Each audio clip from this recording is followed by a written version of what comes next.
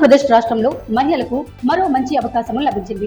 విశాఖపట్నం జిల్లాలోని ICDS project పరిధిలో anganwadi helper పోస్టులు భర్తీకి జిల్లా మహిళా అభివృద్ధి శిశు సంక్షేమ సాధికారత కార్యాలయం నోటిఫికేషన్ను విడుదల చేసింది. ఈ నియామకాలు తాత్కాలిక ప్రతిపాదన జరగనున్నాయి.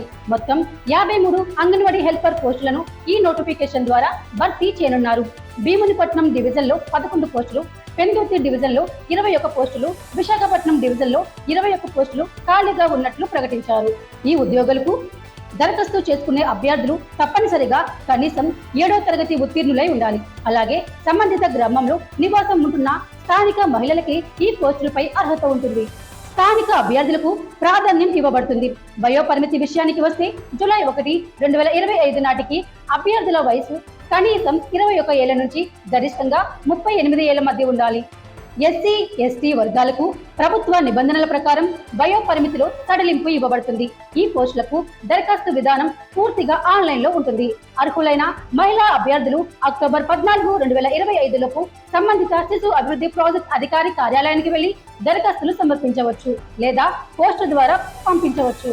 ఎంపిక రాత పరీక్ష మరియు ఇంటర్వ్యూ ఆధారంగా జరుగుతుంది. తుది ఎంపికైన అభ్యర్థులకు నెలకు 7,000 వరకు జీతం చెల్లించబడుతుంది.